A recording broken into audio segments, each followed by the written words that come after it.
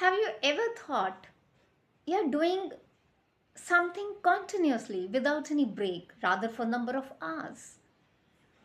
Still, the results are not coming.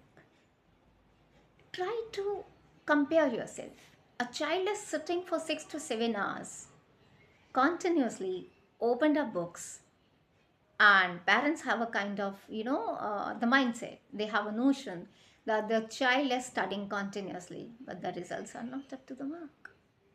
Yes, welcome back. Today into my channel, I'm going to share something on the focus, some reflections and the habits which can be taken, which can be adopted, the strategies to have uninterrupted attention, to focus on one work, to remove the barriers in front.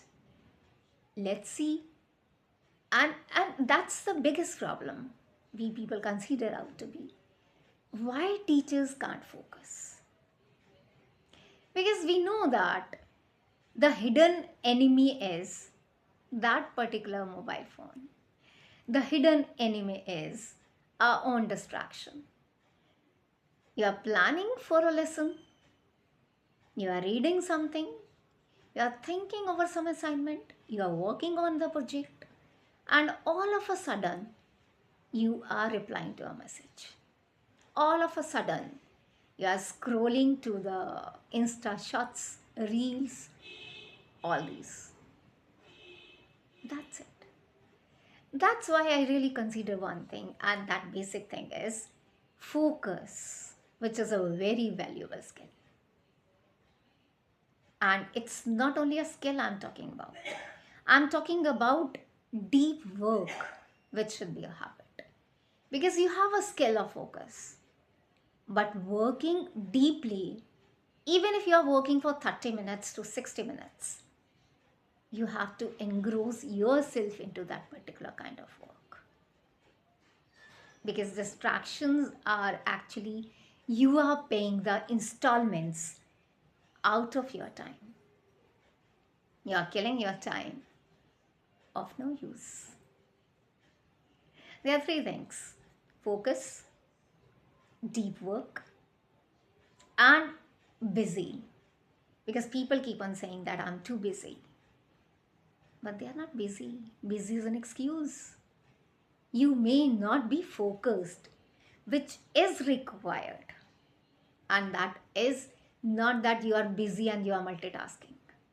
It's not that you are multitasking and you are showing that you are more productive. No, that's not so. You need to adapt some strategies. What can be the strategies?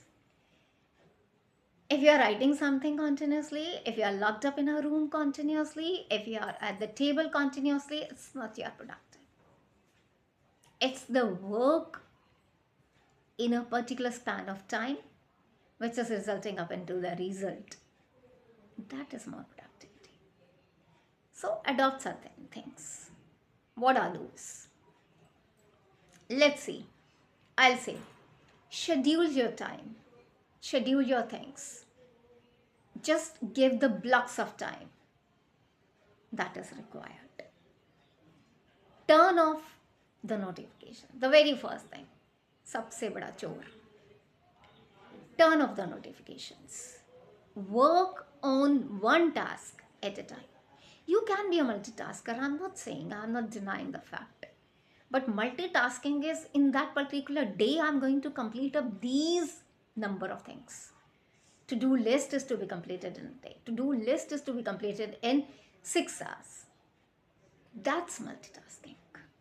Within that particular span of 15 minutes, you are not going to, or you should not supposed to do 2 or 3 things at a time. Thinking time, foremost important, which can be a me time or which can be considered as a reflection time. That is thinking time. Just plan now. Because this deep work is one of my favorites. Whenever you are working, you are not hearing anything. You are not listening. You are not seeing others, you're not speaking to others. That's the deep work. That's the crux. And every educator, every teacher needs that. Because whenever you are in the class, whenever we are going into the class, that 40 minutes class is actually deep work with no distractions. Keep thinking, keep learning. I'll be coming forward with the next video on the same deep work. Till then, take care.